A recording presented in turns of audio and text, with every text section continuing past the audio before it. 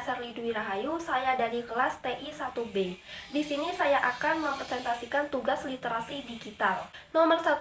Fenomena penangkapan penyebarang konten tanpa izin berdasarkan UU ITE 2008, yaitu penangkapan seseorang yang menyebarkan video, foto, atau rekaman suara tanpa izin termasuk pelanggaran hak privasi dan dapat dikenakan sanksi hukum sesuai UU ITE No. 11 tahun 2008. Dalam pasal 27 ayat 1 disebutkan bahwa setiap orang dengan sengaja dan tanpa hak mendistribusikan atau mentransmisikan atau membuat dapat diakseskan informasi elektronik atau dokumen elektronik yang memiliki muatan yang melanggar kesusilaan dapat dipidana penjara paling lama 6 tahun dan denda paling banyak 1 miliar. Perbuatan ini juga melanggar pasal 29 yang mengatur tentang perlindungan data pribadi. Penangkapan pelaku penyebaran konten tanpa izin penting untuk memberikan efek jera serta menjaga hak privasi seseorang di era digital. Dan di sini saya akan mempresentasikan nomor 2, yaitu nomor 2A, literasi digital critical thinking. Critical thinking dalam literasi digital adalah kemampuan untuk berpikir secara kritis terhadap informasi ditemukan di dunia digital, termasuk menilai validasi dan keandalan informasi. Faktor-faktornya yang nomor 1 yaitu kemampuan analisis terhadap sumber informasi, yaitu kemampuan untuk mengevaluasi dan menganalisis informasi yang ditemukan di internet.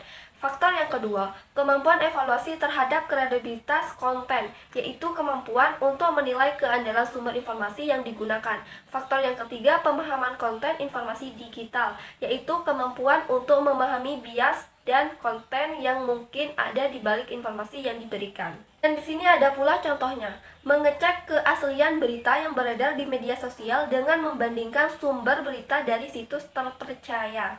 2B. Literasi digital Internet Safety. Internet Safety adalah kemampuan untuk melindungi diri dari ancaman digital seperti penipuan online, peretasan akun, atau pencurian data pribadi. Faktor-faktornya ada pula. Faktor yang pertama yaitu penggunaan password yang kuat, yaitu sangat penting untuk melindungi data pribadi dan akun online dari ancaman peretasan.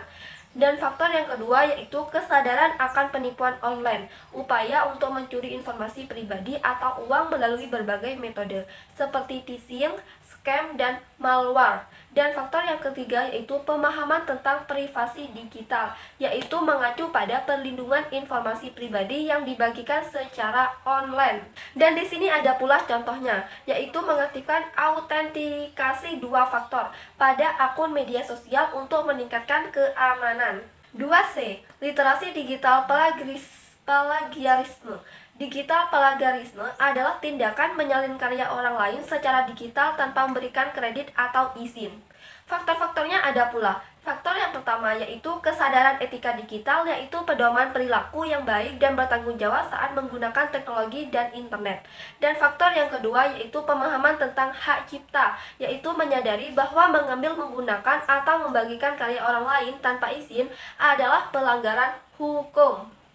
Dan faktor yang ketiga yaitu kemampuan membuat konten orisinal, yaitu kemampuan membuat konten orisinal adalah kemampuan menciptakan karya baru yang unik dan belum pernah ada sebelumnya. Contoh-contohnya juga ada pula, yaitu mengutip sumber dengan benar saat membuat artikel atau tugas akademik dalam online. 2D.